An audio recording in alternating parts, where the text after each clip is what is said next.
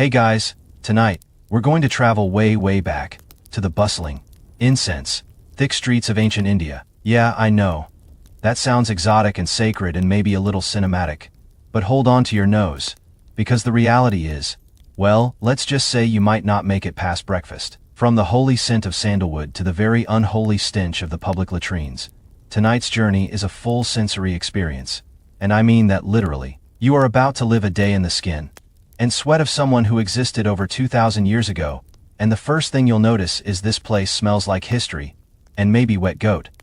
So, before you get comfortable, take a moment to like the video and subscribe, but only if you genuinely enjoy what I do here. And I'd love to know, drop your city and the current time in the comments below. It's always fun to see where and when you're listening from. Now dim the lights, maybe turn on a fan for that soft background hum, and let's ease into tonight's journey together. You wake up in Varanasi, not in a hotel, not even in a house. You're on a straw mat on a clay floor inside a small round hut with walls made of woven reeds and a roof that leaks when it rains. There's a cow tied up outside. You can hear her chewing loudly. There's smoke curling in from the cooking fire. It finds your nostrils before your eyelids even finish opening, and just like that, your journey begins. You sit up, stretch, yawn, regret it immediately, because the air, it's aggressive. It's a blend of holy incense, wet dirt, fermented grains, and something uncertain wafting in from the riverbank. You sniff your tunic. It's rough and linen, like, maybe dyed with turmeric, which sounds nice in theory. In practice, you smell like a very spiritual curry. Outside, morning rituals are already in full swing. You step out barefoot into a city that's been awake longer than you have. Roosters are shouting, goats are already getting into arguments, and the first thing your feet touch is warm, squishy, and definitely not a blessing. Yeah, the streets double as walking paths and, natural fertilizer zones. You dodge a cart pulled by a buffalo. The driver doesn't say sorry. He just grins with 4 teeth and tosses you a betel nut, which smells like pepper, tobacco, and a dare. And there it is again. The Ganges River, sacred and holy, and according to your nose, heavily seasoned. Some people are bathing in it. Others are dumping ashes in it. A few enterprising men are selling what looks like river water in clay pots for spiritual cleansing. You consider it for a second. Then remember your nose still works. Instead, you wander deeper into the maze of alleys, drawn toward the warm, smoky scent of cooking rice and ghee. That's the thing about ancient India. Nothing smells neutral. Every smell is dramatic. Every smell demands your attention. You pass a woman grinding something with a stone mortar. It's a mixture of ginger, cloves, and some kind of root. She's humming. The rhythm matches her grinding, and the whole thing has this hypnotic feel, until a monkey steals one of her flatbreads, and she shouts a curse that feels ancient enough to be in Sanskrit. You follow the crowd, always a good idea in a city where signs don't exist, and directions are just hand gestures and hopeful nods. You pass what might be a temple or maybe a house, with extremely fancy paintwork. There's a copper bowl of burning camphor on the steps. It smells medicinal and clean, like someone tried to boil the concept of prayer. Just when you think you're starting to get used to the atmosphere, bam, a cart of raw hides rolls past, pulled by 2 oxen and a child, who looks like he hasn't blinked since sunrise. That scent, pure, unapologetic animal, the academic consensus, by the way, is still debating whether leatherwork was mostly an upper-class task or considered polluting and handled by marginalized castes. Scholars still argue about it. You, however, just hold your breath and speed, walk the other way. Your first hour in ancient India is nearly over, and your nose has already filed for early retirement. But somehow, despite all of it, the funk, the spice, the undeniable pong of both humans and animals living far too close together, you feel something else creeping in. A rhythm, a pattern, a balance, because no matter where you turn, there's beauty hidden in the mess. A woman sweeping a temple with rose petals. A street dog lounging in a patch of sunlight that smells like warm bricks and last night's incense. A child offering you a lotus flower dipped in some kind of oil that smells like hope and maybe a little mango. You tuck it behind your ear. It sticks. Welcome to ancient India. You've only just woken up, and your nose has already lived 3 lives. You follow your nose, which, to be honest, might not be your smartest move, because as soon as you step around the corner, it gets hit by something fierce. Not bad, just overconfident. Like 10 spices having a dance battle inside your face. The street market is alive. No, feral. Every stall is competing for your attention, and no one's playing fair. There's turmeric. So yellow it looks radioactive. There's cinnamon so strong you can smell it from across the street. Someone's roasting cumin and yelling about its digestive virtues, while another guy waves a bunch of fenugreek, like it's a bouquet of fireworks. You cough. You sneeze. A man nearby claps and says, "That means your blood is moving." You have no idea if that's good or terrifying. The thing is, in ancient India, you don't eat bland food. Spice isn't just for taste. It's medicine, protection, even spiritual. They believe that certain smells can cleanse the soul or scare off disease. You're not sure about either, but you are very sure that the fried onions you just passed could resurrect a ghost. Your stomach rumbles. You haven't eaten yet. A vendor eyes you like you're a hungry tourist from the future. Which, to be fair, you are. He hands you something wrapped in banana leaf. It's hot, it's oily, and it smells like cardamom, cloves, and a mild threat. You take a bite. Your mouth goes on a journey. First stop. Ooh, sweet. Second stop. Wait, spicy. Third stop. Fire. Fourth stop. Should I be sweating this much? You fan your face, and the vendor grins. Warm body, strong life, he says, tapping his chest. You nod like that explains anything. You keep walking. Somewhere nearby, someone's making pickles.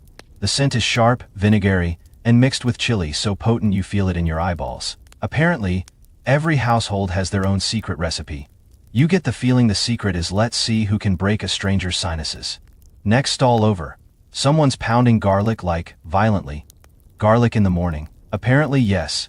And in heroic quantities. You pass by 3 different people selling masalas. Each one claiming theirs is blessed by a temple, their grandmother, or possibly the gods themselves. Historians still debate how standardized these spice blends really were. Some say recipes were passed down exactly. Others argue they changed with the wind and the available harvest. You don't know who's right, but your brain is too busy being marinated in coriander and asafoetida to care. And oh, asafoetida, the devil's dung, they call it. Used in small amounts. It smells savory, almost like leeks. Used in large amounts, it smells like ancient revenge. You catch a whiff. It punches you in the throat. You audibly apologize to no one. Amid the spice riot, you spot a calmer corner. A woman is threading jasmine flowers into a garland. She offers you one, and you lean in. Relief, finally. Something soft, fragrant, peaceful. You almost cry. Not because you are emotional, but because your sinuses are still recovering from the pickle fumes. You sit beside her. She doesn't ask questions. She just weaves the garland, one blossom at a time. The smell is light, floral, a little creamy. It clings to your skin in a way nothing else has. In a city full of punchy smells, this one hugs. For a moment the world quiets. No garlic, no cumin, no asafoetida revenge, just jasmine and warm air, and the soft sound of flowers being woven into memory. Then a goat sneezes on you, and the moment is over. You haven't even digested that leaf-wrapped flavor bomb, and already your day is moving into sweat territory. Midday in ancient India isn't just hot. It's sticky, communal, and incredibly aromatic. You find yourself walking through a cluster of people hauling clay bricks on their heads, the kind of heavy sun-drenched work that makes every pore in your body write its own resignation letter. And that's when you really smell it. The sweat of the working class. It's not like the gym smell you know from your world. It's more, how do we put this, textured. It's layers, like earth, effort, fabric that's been worn for 3 days straight, and a bass note of I've accepted my fate. You pause to tie a sandal strap, and suddenly a cart loaded with grain sacks rolls past, followed by 2 boys sprinting behind it barefoot. Their clothes cling to them. You smell adrenaline, dust, and the unmistakable tang of exertion. But no one seems embarrassed. That's the first thing you notice. There is no shame in sweating. In fact, people almost seem proud of it. The sweat on a man's back is proof that he matters, that he's part of the machine keeping this city alive. A group of bricklayers stop for a moment under a peepal tree. One of them, covered in a glorious mosaic of dust and shoulder grease, leans against the trunk and laughs loud, really loud. You're pretty sure it's at your expression. He motions to his armpit, says something in a local dialect, and you're 87% certain it translates to, "Welcome to the real Varanasi." You smile awkwardly and back away into a different lane. This one's quieter, narrower, but it doesn't escape the scent. You brush shoulders with a woman carrying vegetables in a basket balanced perfectly on her head. Her sari is damp at the neckline, her temples glistening, but her posture regal. You try not to sniff too obviously, but let's be honest. You're curious. Her scent is a combo of mustard oil, sunlight, and what can only be described as ambition with a hint of cumin. A little boy darts between you and her, barefoot, laughing. His skin smells like a warm slate roof. Like youth, sunshine, and maybe goats. Hard to tell. And here's the weird part. The longer you stay, the less you mind. Something shifts. Your modern nose starts adjusting. What once felt offensive now feels human. There's something honest in these smells. No filters, no sprays, no fake citrus breeze. Just the raw, humid truth of people moving through life. Surviving, building, sweating, not because they have to, but because this is how it's always been done. Of course, not everyone's embracing the natural fragrance vibe. You spot a well-dressed man with a golden waistband and sandals far too clean for manual labor. He walks like he owns the street, and probably does. As he passes, you get a whiff of sandalwood, rose water, and superiority. He doesn't sweat, he glows. You're learning that social class smells different. According to some historians, ancient Indian society used scent not just as hygiene, but as hierarchy. The elite masked their humanity in perfume. The workers wore theirs proudly in perspiration. Scholars still debate how widespread perfuming practices were. Were they for festivals only? Daily use? Religious ritual? You don't have time to answer. You're too busy trying to remember what you smelled like this morning. Back when you still had a sense of self. You turn a corner and pass two men pouring lime into a trench. Their shirts are off. Their backs shimmer with effort. You inhale instinctively, and regret it slightly. The lime is sharp, alkaline, and grabs your throat with a chalky handshake. One of them sees your face twist and grins. Strong no, he says. In ancient Prakrit, or maybe it's just universal body language.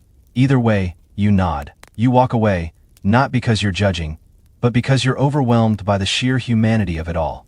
These aren't anonymous figures in dusty textbooks. These are people, warm, sweaty, alive. You're not just learning what ancient India smelled like. You're living in it, one sweaty step at a time. You're beginning to notice a pattern. The poorer someone is, the more they smell like life. The richer they are, the more they smell like a botanical garden that charges admission. That becomes painfully clear when you wander into the part of town where the houses stop being mud huts and start being carved stone. No goats here, fewer flies, and even the air seems to walk a little straighter. A young man in silk robes passes you, and your nose is suddenly overwhelmed by attar, a concentrated perfume oil made from flowers, herbs, or spices. This one is probably rose-based, but there's also something musky underneath. Expensive musk. The kind that says, "My sandals don't touch mud."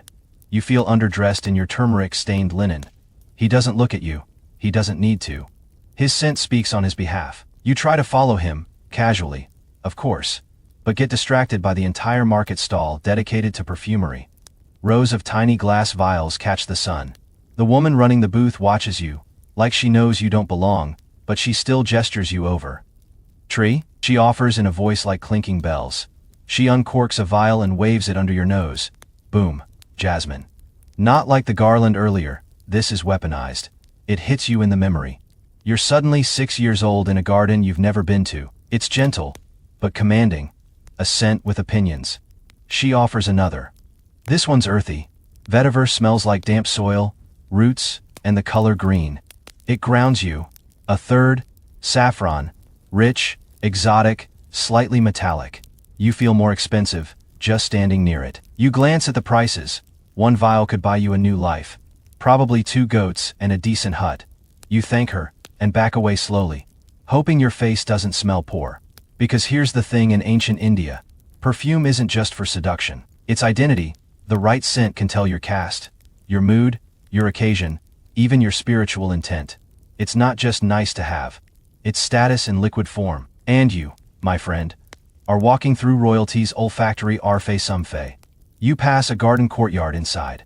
Women in embroidered saris are tossing petals into a basin. Rose, lotus, marigold, they float like pastel confetti in slow motion. One of them pours rosewater over a stone statue, and the smell wafts over the wall like an invitation. You don't go in. You already know how they'd look at you. But you stand there a minute longer, nose tilted up, trying to borrow the scent from the breeze. Historians still debate how accessible perfumes were to the lower castes. Some say there were cheaper versions made with local herbs. Others argue the good stuff was strictly reserved for elites and sacred rituals. You don't have to debate. You can smell the difference.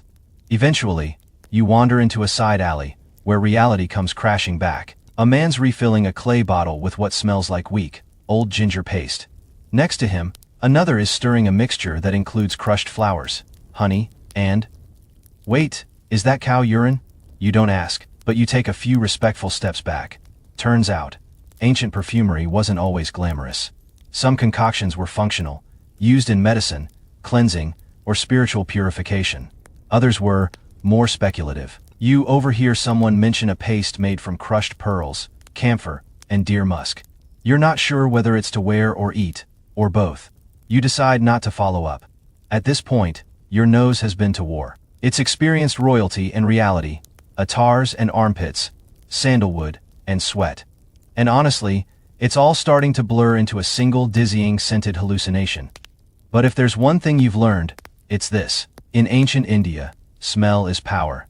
And right now, you smell like both someone who's seen too much, and someone who hasn't even started yet. You've been in Varanasi for less than a day, but your soul feels about 5 centuries older.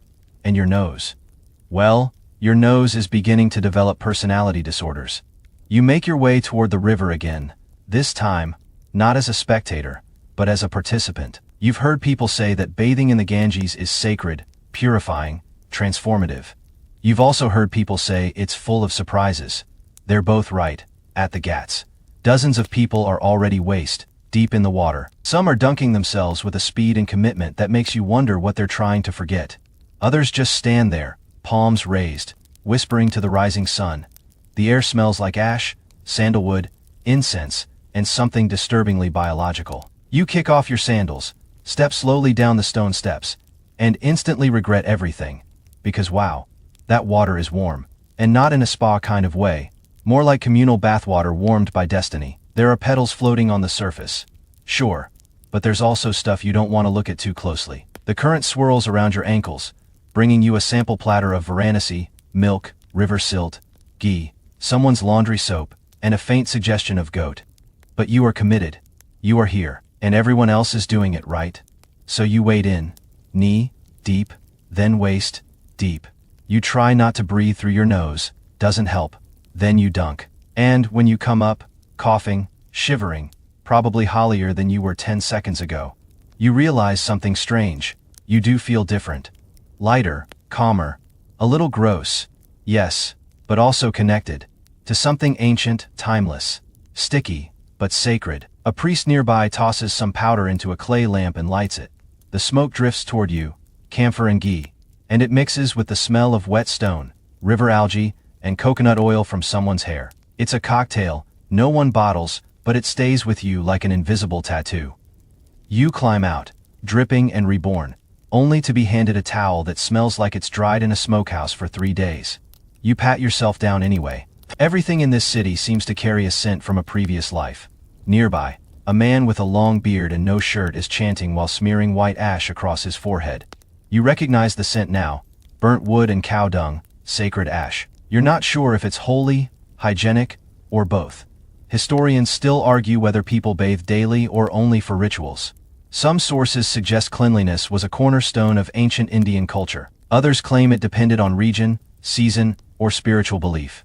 You don't know what's true, but you do know that you've just bathed in a river shared by people, gods, spirits, goats, ashes, and the occasional floating marigold.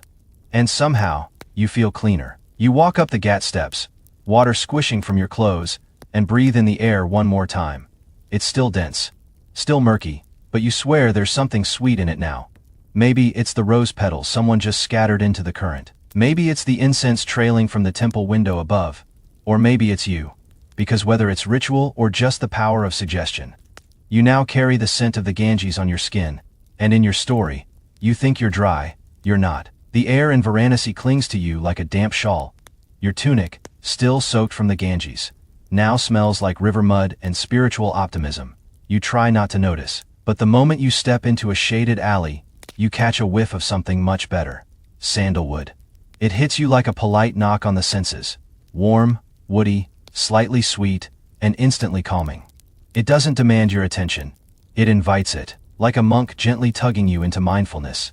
You follow it, like a cartoon character floating through the air. Nose first, it leads you to a small open air stall. No sign, no shouting vendor, just a man sitting cross-legged grinding a block of wood on a stone slab. Every circle of his hand releases more fragrance. He's surrounded by tiny bowls, each with some form of paste, oil, or powder. He looks up, smiles, says nothing, just gestures toward your forehead. You nod. He dips his finger in a golden paste and gently presses it between your eyebrows.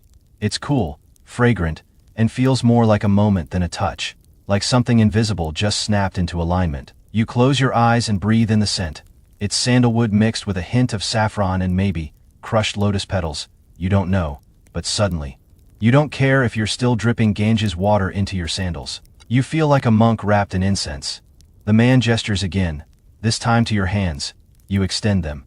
He pours a few drops of oil into your palms and motions for you to rub them together. The smell blooms immediately. Warmth, resin, earth after rain. It clings to your skin, seeps into your clothes, becomes part of you. You thank him with a nod, unsure of what's just happened. Was it a blessing? A skincare routine? A branding ceremony? Hard to tell. Scholars still debate the exact role of sandalwood in daily life. Some argue it was reserved for rituals and offerings.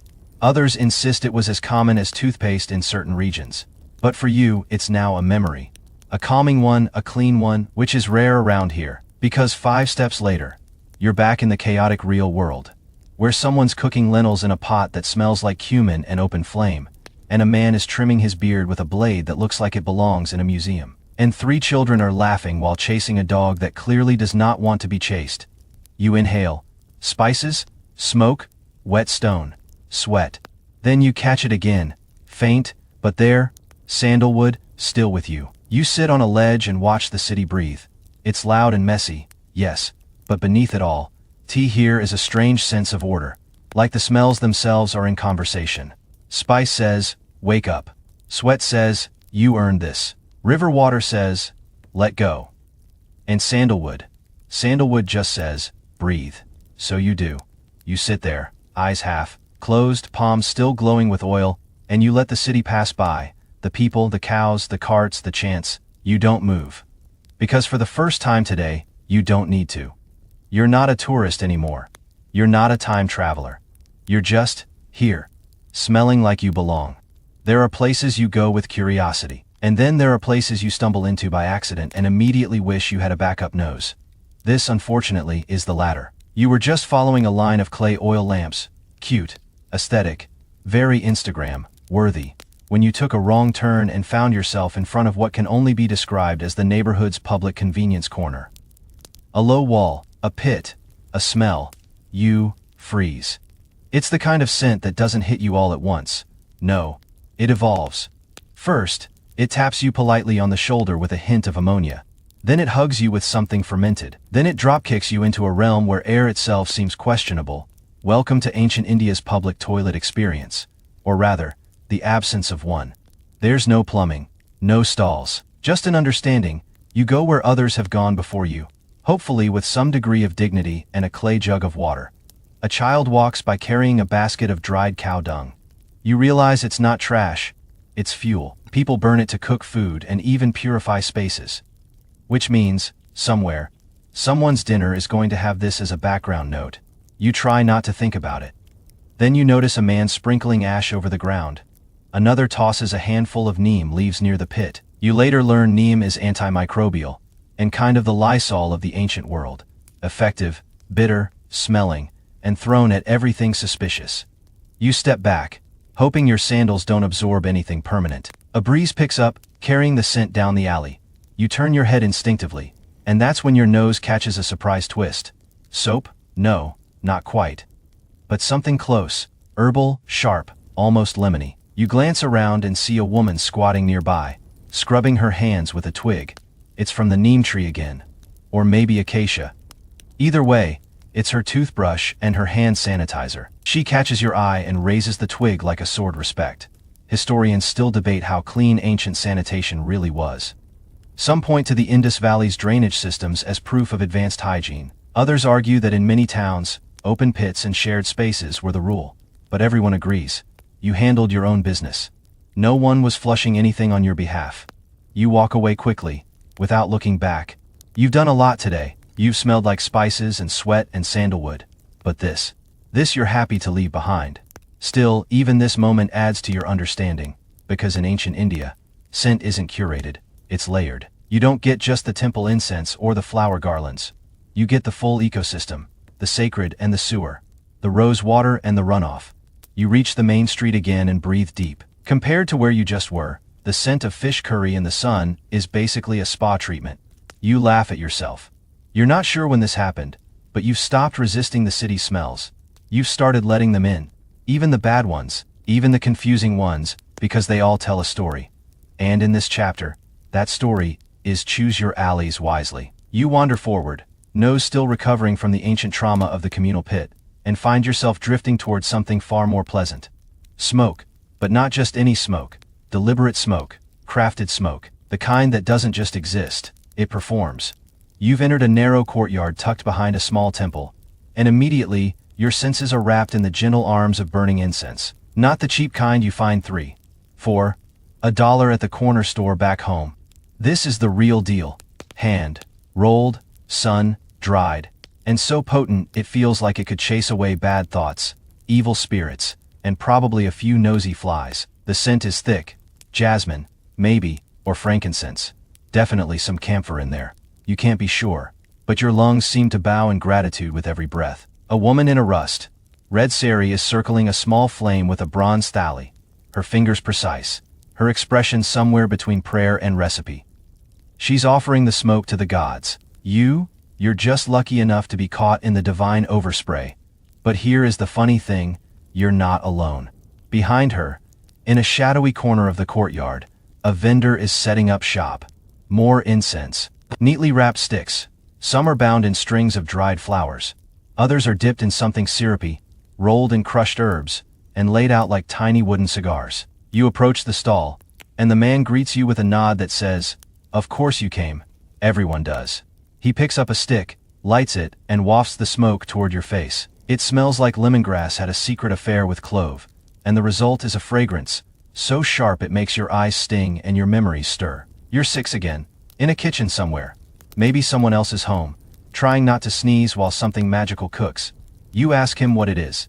He replies in soft Hindi, something about monsoon leaves and forest resin. Translation: it's ancient, mysterious, and you'll probably never smell it again outside of this exact corner of history. Academics still dispute how common incense really was in the daily lives of ancient Indians. Was it sacred, medicinal, just an elaborate form of air freshener? Some argue it was for ritual purity only. Others say it was as normal as lighting a candle before bed.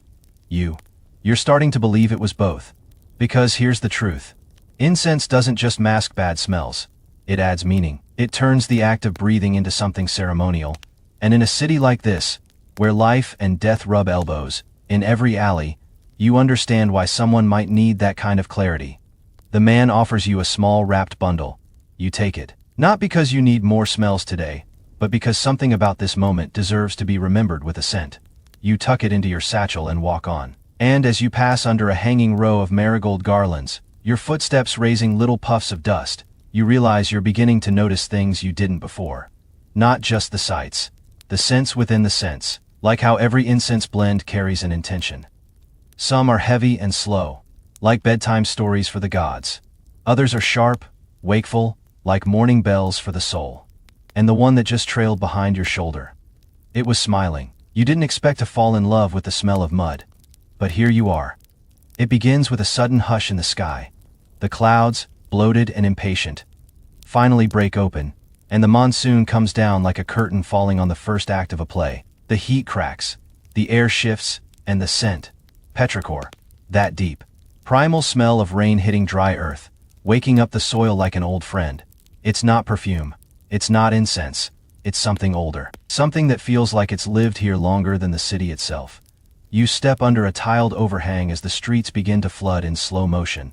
Merchants scramble to cover their wares. Children squeal and dash into puddles. And you just breathe. Because this smell, this one, is the kind you don't chase. You wait for it. You earn it. It curls up from the ground, mingling with wet sandal, crushed coriander, and distant cow. It carries notes of soaked rope, stone walls, copper bowls. Somewhere nearby, someone starts boiling masala chai, and the wind folds its spicy aroma right into the mix. It's a rainstorm stew. Your clothes cling to your arms like lazy cats, and the hem of your tunic is already soaking up gutter water. You don't care. Because this smell, this monsoon breath, it makes you feel something weirdly beautiful, like the whole city just took a shower and decided not to towel off. Just let it drip, let it soak. A cart rolls past, its wooden wheels slicing through muddy water, and every splash releases a new layer of scent. Banana leaf, wet straw, something sweet and fermenting. You take a step out from the awning, and let the rain hit your forehead. It's warmer than you thought, softer, like the kind of rain that apologizes as it falls. You're not the only one enchanted. A small group of women have gathered by the edge of a temple courtyard, catching rain in brass pots. They're laughing. Hair slicked to their cheeks, and you realize that in this moment, no one is trying to be dry. Everyone is just trying to be alive. And then comes the unexpected. A scent that nearly knocks you sideways. Raw mango, sliced, salted, sun-warmed mango, somewhere nearby, blending with the earthy air. It's tart and playful, a reminder that not all sacred things wear robes and chant in Sanskrit. Some come on skewers, sold from roadside stalls, eaten with sticky fingers and zero decorum. You follow your nose again, because clearly, that's who's in charge now, and find a vendor sheltered under a plastic tarp, his stand an explosion of colors and dripping fruit. He tosses you a piece of mango, winks, and says something in a language you don't know, but your stomach agrees with. You bite. It's sour, electric, soaked in salt and chili, and somehow even the monsoon approves. The wind shifts, carrying the smell of hot stone and mango skin all the way back through the alley behind you. Historians still debate the monsoon's influence on ancient Indian rituals. Was it simply a weather pattern? Or was it sacred, an annual cleansing, a divine reset? Some say entire agricultural calendars were built around its arrival. Others argue it was more psychological, a symbol of rebirth for a scorched land and its tired people. You're somewhere in between. Because in this rain, you're not thinking about facts or footnotes.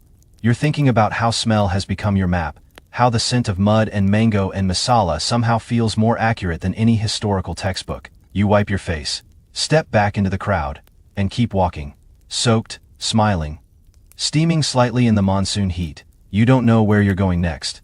But you do know what it'll smell like when you get there. By now, your nose has stopped trying to judge. It's simply along for the ride. You're wet, dusty, mildly spiced, and walking barefoot. Because your sandals gave up 2 alleys ago. But you don't care. The stone is warm, the rain has passed, and something new has entered the air. Smoke again, but deeper, richer, oily. You follow the trail, eyes squinting through the steam rising off the road, until you spot it. A crowded corner where oil crackles in giant bronze pans, and the air is thick with the scent of deep-fried dreams. Welcome to the ancient Indian snack zone, a place where flavor meets engineering, and your stomach finally gets a vote. Vendors stand behind stoves shaped like ancient science experiments. Flames flicker, ladles swirl, and hands move so fast, you're not sure if you're watching cooking or choreography. The scent is ridiculous. Fried lentil dough, spiced graham flour, fresh curry leaves tossed in hot ghee.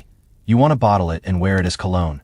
A boy hands you something wrapped in a stitched leaf, still sizzling, golden brown, dusted with some mystery spice. You bite in. Immediate crunch, immediate regret. It's hot. Lava hot. Your soul leaves your body for a brief moment, but then comes back for a second bite. It's worth it. A woman next to you is selling something else. Round balls rolled in jaggery and coconut. Sweetness hangs in the air like a lazy cat, purring its way into your mood. And just like that, the savory, sweet equilibrium of the street rebalances. What's wild is that every corner smells different, yet somehow familiar. You step into one alley, bam, it's fermented rice cakes. Another, boiled lentils, garlic, and wild mustard seeds. Somewhere, someone is roasting chickpeas over coal, and the smoky edge flirts with the back of your throat. You sneeze. A kind man hands you a cloth, not tissue. A cloth. And you don't even question it. You realize now that scent here isn't just background noise. It's communication. Food is how people speak when language fails. And here, every spice tells a story. Turmeric for healing, asafoetida for digestion, cardamom for love, chili for honesty. You take another bite. This one tastes like rebellion. Historians are still arguing over the evolution of Indian street food. Some believe it emerged from temple offerings. Others argue it's a response to urban density and daily hustle. What everyone agrees on, food was rarely just fuel.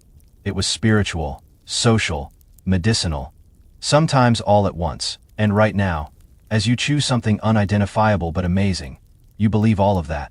A man walks by carrying a tin container with ghee, clarified butter so fragrant you briefly forget your own name. You've never smelled anything like it. It's rich and nutty, with a back note of something ancient, like your grandmother's kitchen. If your grandmother were a Vedic priestess with a killer recipe book, you close your eyes for a moment and let it all in. The hiss of the pans, the clink of metal bowls, the laughter of people who've mastered the art of eating while standing in a crowd, and the smell, the glorious, unfiltered, unapologetic smell of a civilization that feeds with both hands and expects you to show up hungry. You lick your fingers, because what are spoons even, and move on. Cheeks warm, lips tingling, the road ahead is still smoking. And you can't wait to follow the scent. You didn't expect it. But suddenly, the world goes quiet. Not silent, just soft. The kind of soft that wraps around you like a warm cotton shawl and whispers, "Shh, just breathe." You've wandered into a garden, a hidden one, tucked behind a crumbling stone wall, barely marked, guarded only by a sleepy goat and a terracotta statue missing a nose. But inside, bliss. The air smells different, gentler, more patient. Jasmine vines climb the ruined walls, exhaling their perfume like they've been waiting all day for an audience. Their sweetness is so tender it makes your shoulders drop without you realizing. You pass under a woven trellis and feel the cool dampness of shade, dappled with stray beams of sun that cut through the leaves like tiny spotlights. This place smells like morning after rain, like flower garlands that have seen a whole wedding and now just want to nap, like time slowed down and decided to steep itself in floral tea. You walk deeper in. Fragrant herbs grow wild along the path. Tulsi, neem, lemongrass, brahmi. Some you recognize from teas or ointments. Others you've only seen on the back of Ayurvedic shampoo bottles. But here, they're just growing. Like weeds with purpose. A breeze rustles the air, and suddenly there's rose. Not the rose of fancy hotels and bottled vanity, but ancient, earthy, petal, heavy rose, with a hint of moss and memory. You exhale through your nose, and try to catalog it all. Earth, leaf, petal, shade, breeze. It's less of a scent and more of a feeling. Then you spot her, an older woman, seated on a stone bench beneath a neem tree, weaving flowers into a garland.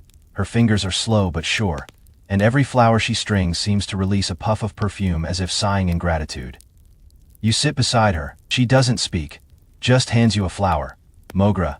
You hold it under your nose, and for a brief moment, your vision blurs, not with tears, but with the sensation that somehow, your past lives, just synced up. She gestures to her garland, then to a small shrine in the corner.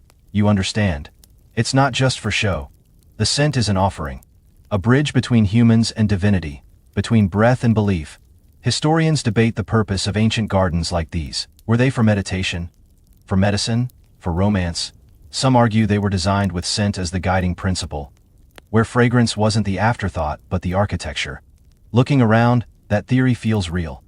This space wasn't made for walking. It was made for breathing. You stay longer than you planned. Maybe hours. The sun drops low. The flowers close gently, like eyelids giving in to sleep.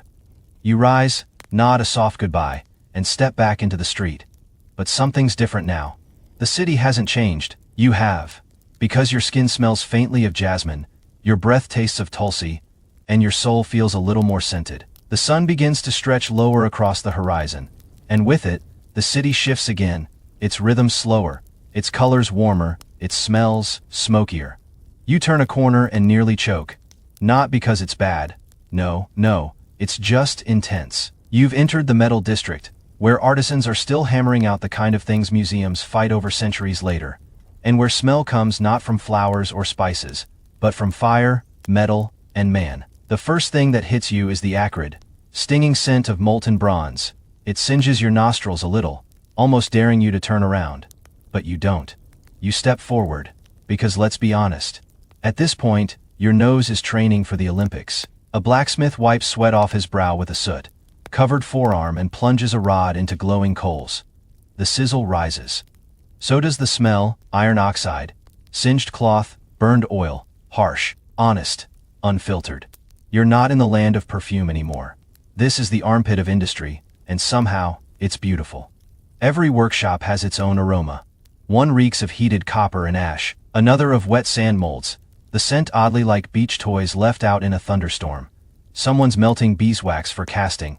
Another man is polishing silver with what smells suspiciously like vinegar mixed with ambition. It's a symphony of the ugly, beautiful, like history itself. You pause beside a group of apprentices grinding old coins into dust to make inlays. The dust floats up in shimmering clouds and smells strangely sweet. Metallic, yes, but soft. Like a memory pressed between book pages. One of them coughs dramatically, looks at you, and grins. You grin back. He hands you a small charm, unfinished, still warm from the forge. You hold it. It smells like every past decision you've ever made. Academics still disagree about the everyday presence of metallurgy in ancient Indian life. Was it widespread or elite? Did these smells float through every village, or just artisan quarters like this one? Some claim metallurgy was mostly utilitarian. Others argue it bordered on spiritual, a ritual of transformation, turning raw earth into tools, weapons, beauty. Standing here, surrounded by hammer strikes and steam, you lean toward the latter, because nothing about this feels basic. This is alchemy. And the smell? It's the scent of becoming. You rub the charm between your fingers. The metal leaves a faint mark on your skin, not painful, just a reminder that something touched fire, and then touched you. And now, you are different. You step away from the smithies as dusk deepens. But the scent follows, clings to your fingers, rests in your hair, sits in your lungs like a story waiting to be told. You're still in ancient India. But now, you smell like its hands. Night falls like ink spilled across parchment. And with it the air changes. Again. Gone is the sun, dry dust, the heat. Humming haze, the metallic edge of daylight labor. What fills your nostrils now is cool, layered, and mischievous. You've wandered into the perfume market, and it's not just a place, it's an experience. A vibe. A slow dance between mystery and memory. There's no shouting here. No clanging pans or hammering steel, only whispers. Glass bottles line wooden shelves, glowing like small temples. Every vendor leans in as if they're about to reveal a secret recipe, and maybe they are. Because here, scent is currency, and you just walked into the vault. A man with gold, threaded robes smiles and uncorks a bottle beneath your nose. You flinch. Not from displeasure, from overload.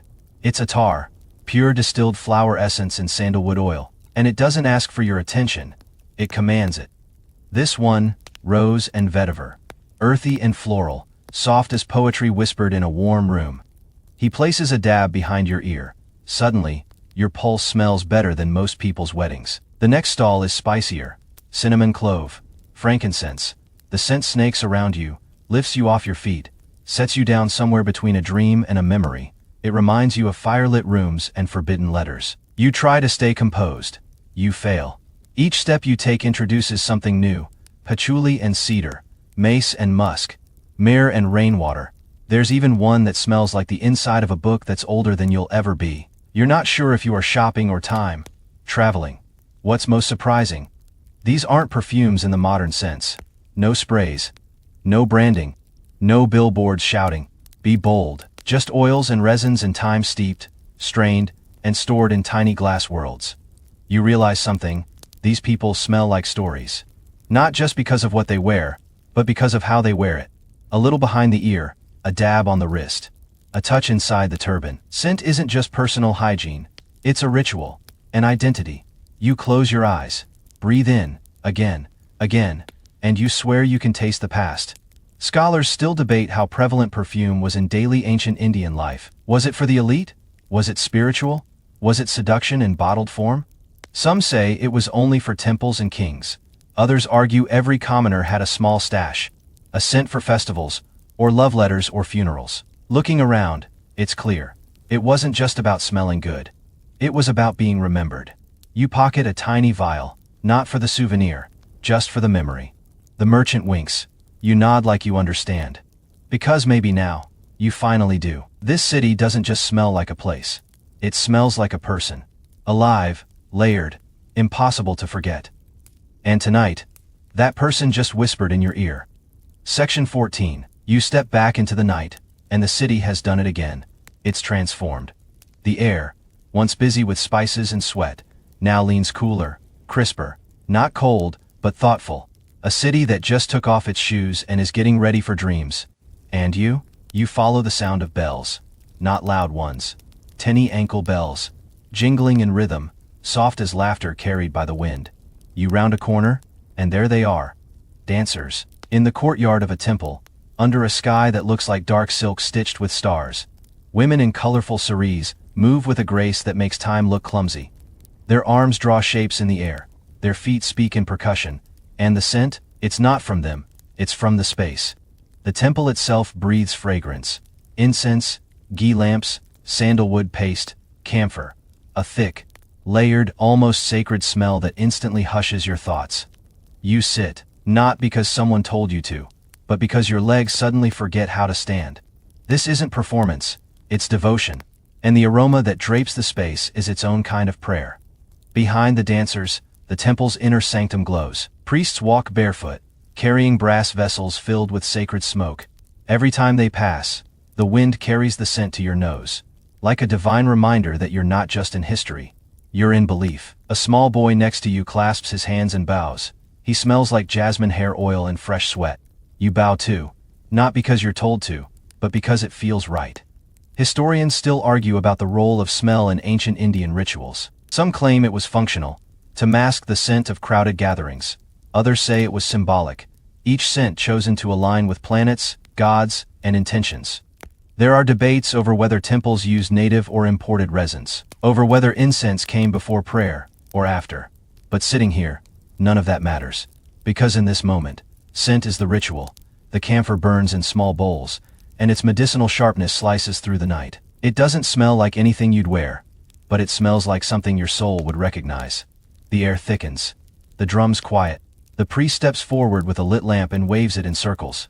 The flame dances. The smoke swirls. The scent rises. And the people, every own, lean forward. You follow their lead and inhale, deeply. Because this isn't just smell, it's ceremony. And you've never felt more included. It's well past midnight now. But the city doesn't sleep. It just shifts gears. You find yourself on the outskirts, where homes give way to fields, and silence becomes a full-bodied presence. No more vendors, no more chanting, no more hammering, just the occasional rustle of a breeze through tall crops. And with that breeze comes a smell so earthy, so raw, it stops you. Wet soil. Not the polite kind you find in a garden after rain, but the deep, primal aroma of mud that's been mixed by bare feet and buffalo hooves. It clings to everything. The path, the air, even your breath. You've entered a farming village. Thatched huts huddle under the moonlight, their walls made of woven reeds and packed clay. Outside, on open verandas, people are sleeping together, families curled up on charpoys, wrapped in thin blankets, sharing air that smells like smoke, cow dung, and childhood. It's not glamorous, but it's intimate. The scent is part barn, part kitchen, part every generation that came before. A man wakes to relieve himself and nods at you like you belong there. You nod back, even though you're pretty sure your sandals are now officially mud. You walk on. You pass a cow shed. The ammonia hits first, sharp, urgent, and completely unavoidable. Then the milder, sweeter scent of straw and dried feed, followed by the warmth of animal breath. It's a bouquet you wouldn't bottle, but it feels real, honest. You lean against a wooden post and just breathe, slowly, respectfully. Anthropologists still debate how ancient Indian villages balanced hygiene and ritual purity with the intense proximity to livestock. Some say rural communities used ash and herbs to neutralize odors. Others suggest that people simply adapted, that their olfactory systems learned to distinguish home from filth. And maybe that's the truth, because you're not disgusted, you're grounded. There's something comforting about a place that doesn't hide its scent, that lets its animals breathe the same air, that treats manure like gold and smoke like a lullaby. You pass a small hut with a low fire burning outside. A woman stirs something thick in a clay pot. It smells like milk and jaggery and smoke. Breakfast, already starting before the stars are even done. She offers you a sip. You don't say no, The drink is warm and sweet with just a hint of ash. It tastes like the end of a long story told by someone who doesn't need to raise their voice to be heard. You hand the pot back and smile. You've seen the temples and the palaces. You've walked the spice alleys and perfume arcades. But here is where ancient India sleeps. Wrapped in cow, scented blankets and moon-soaked silence. No perfume, no ceremony. Just breath, soil, fire. And the quiet promise of morning. Morning doesn't arrive. It creeps. First, a pale smudge on the horizon. Then, a yawn from the trees. Then, a rooster who thinks he's the only one awake. You stir from your makeshift rest, beside a banyan tree. Joints a little stiff. Clothes lightly dusted with the countryside's version of hospitality. Dew, smoke, and maybe a few enthusiastic ants. But before you even open your eyes fully, you smell it. Tooth, cleaning twigs. Yup. That's the first ritual of the day here. No Colgate. No mouthwash. Just neem or babul twigs, chewed into bristly ends and rubbed across teeth, with a kind of meditative urgency. You hear the soft crunching. You smell the fresh, bitter, green aroma of neem sap in the air. A man spits to the side, not rudely, but proudly. He looks at you and offers a twig. You take it. You chew. You regret. You adjust. It's bitter. Really bitter, but also clean. That's the first scent of this new day, honesty in botanical form. As the village begins to wake, other smells join the stage. A woman nearby lights a clay stove, blowing gently into a pile of dried cow dung cakes. The smoke rises, curling into the sky with a soft hiss, carrying with it the scent of ash, warmth, and continuity. She adds millets to a flat pan, and the nutty aroma begins to bloom. It's subtle, like someone toasting a quiet memory. Another pan sizzles with ghee, its rich scent cutting through the smoke like gold through fog. A child runs by with a cup of goat milk. You catch its grassy, tangy smell for just a second before it's gone. Like the child, and maybe, like your own youth. You walk past another hut where a man is grinding spices by hand. You recognize mustard seed immediately. It's sharp and nose, tickling, the kind of smell that dares you to sneeze but winks when you don't. Scholars still disagree about the prevalence of individual hygiene versus communal smells in early Indian village life. Some say daily bathing was a must. Others argue that smell was less about deodorant and more about identity. Your caste, your job, your diet, your morning twig.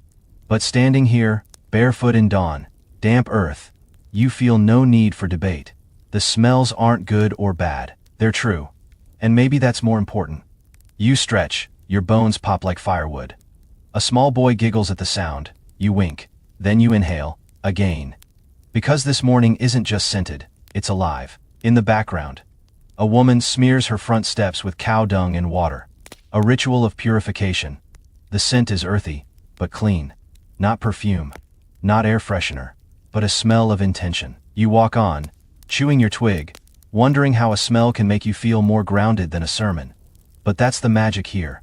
In this land, a smell is never just a smell. It's a compass, a ritual, a declaration. And this morning, it declares you part of it. By mid-morning, the village is no longer whispering. It's wide awake, singing in scent. You head toward the river. You've heard murmurs all morning, splashing, chatter, metal against stone. Now you're walking toward it, following the earthy, mineral, rich smell of water meeting land. And as soon as you crest the slope, it opens before you. A riverside bathing ghat. Stone steps lead into the shimmering current. People move like water themselves, scooping, splashing, praying, laughing, scrubbing. The smell here is complex.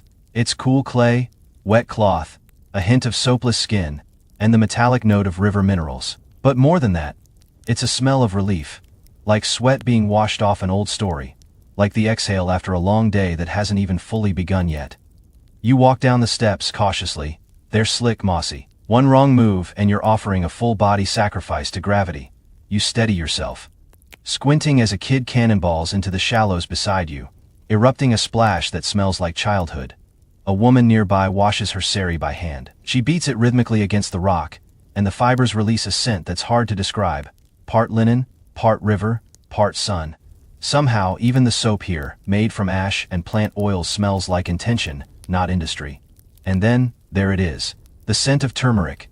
A man is smearing his chest with a yellow paste, murmuring prayers under his breath. You realize this isn't just about cleanliness. It's about purification.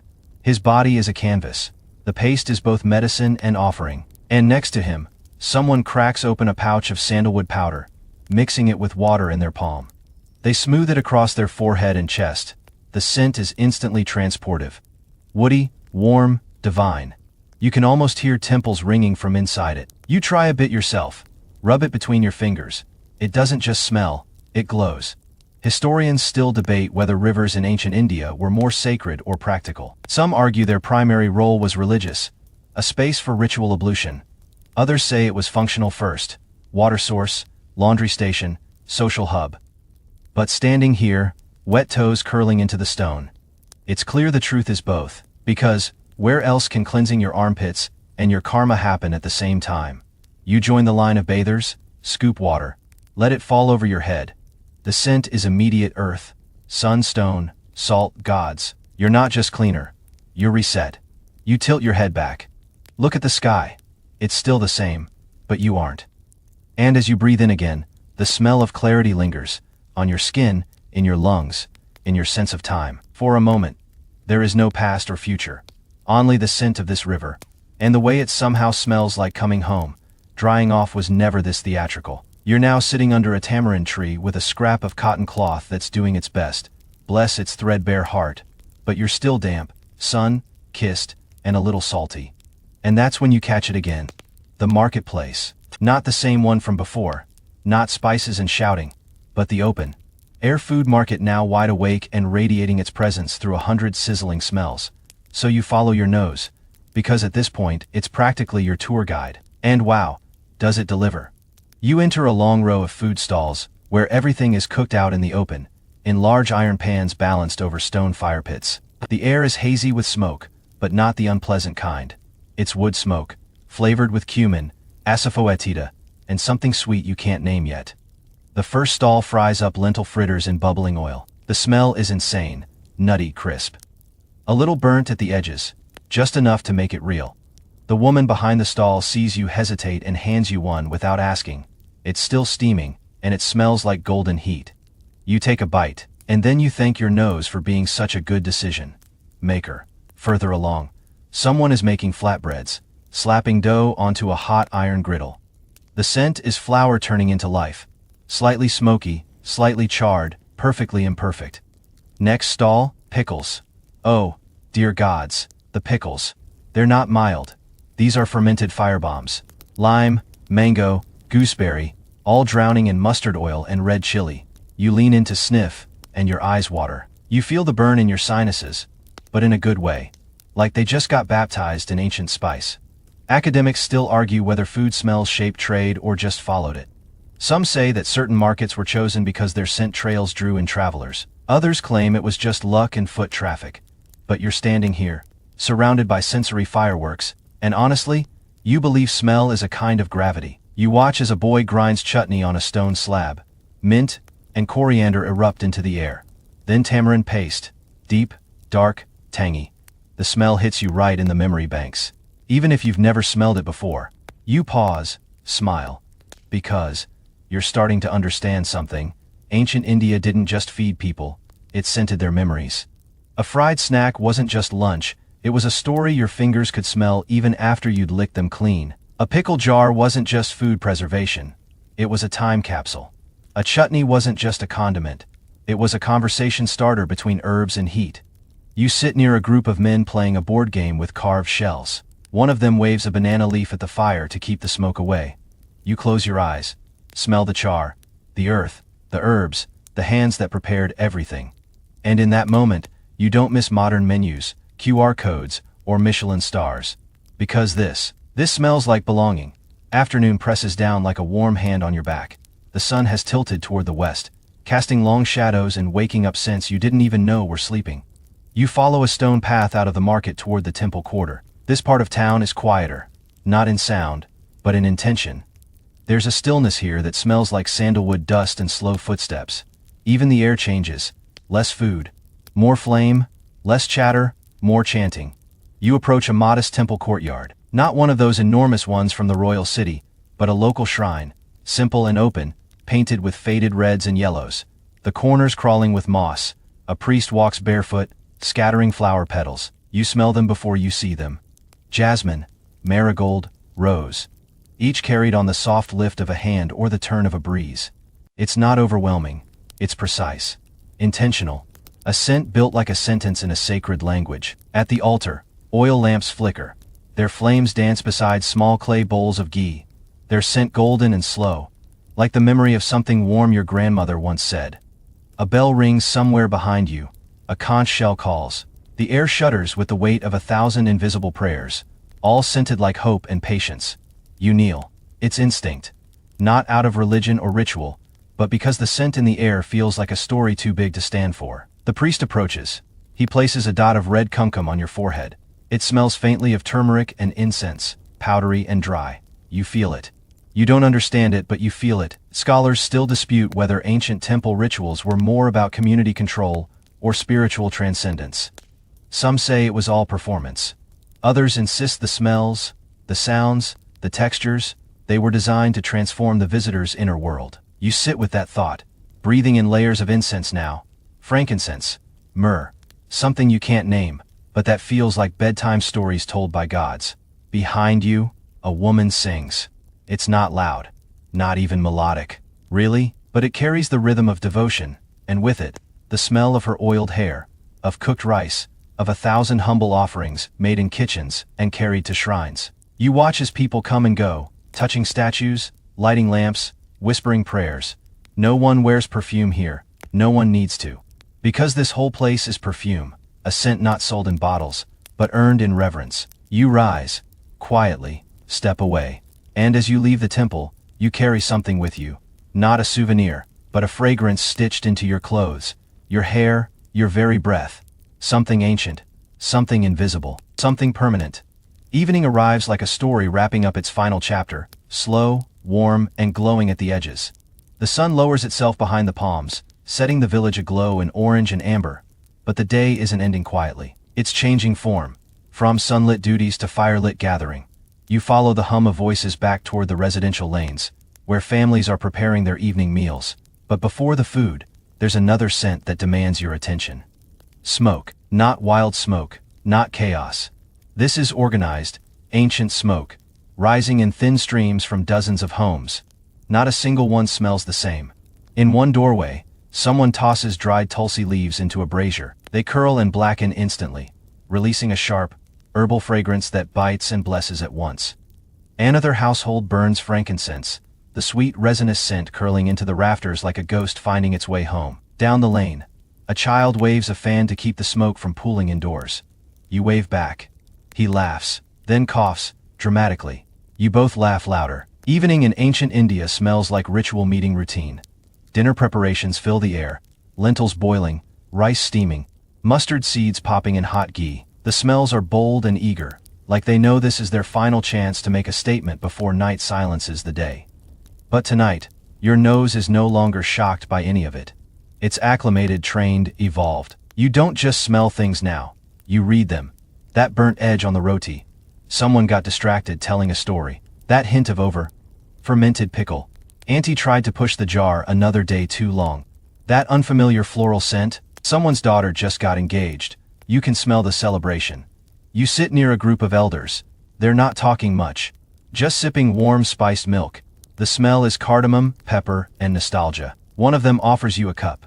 You accept, feeling its heat in your hands, in your chest, in the space behind your eyes. And that's when it hits you. You smell like this place now. Your hair holds the smoke. Your skin has notes of sandalwood, turmeric, and open fire. Your clothes remember every food stall, every bath, every breath. You're no longer an observer. You're an ingredient. Some historians still argue whether ancient India was more sensory or symbolic. Whether people lived in the moment or in service of something greater, gods, karma, legacy, but you know this. They smelled everything like it mattered, because it did. And as stars begin to blink awake above you, and someone lights a final oil lamp near the doorframe, you inhale one last time. The day is over, but the smell, it stays. Like all good stories do. And now, as the sounds fade and the world tilts gently into silence, you feel the rhythm of the day settling deep into your chest. The fire's glow is softer now, the air cooler, thicker with stillness. Every scent, the turmeric, the smoke, the jasmine, is quieter, like it too, is getting ready to sleep. You lie back. The stone beneath you is warm from the day, but cooling. You breathe in slowly, and again, until the breath becomes something less sharp, less urgent, just presence. You're not thinking anymore, just floating. The village hums like a lullaby around you, and as the stars gather, and the night wraps you in its invisible arms, one final scent carries itself on the breeze. Something sweet, undefinable and eternal. Maybe it's the scent of memory. Or maybe it's just the soft smell of sleep. Good night, traveler. Thanks for breathing with me.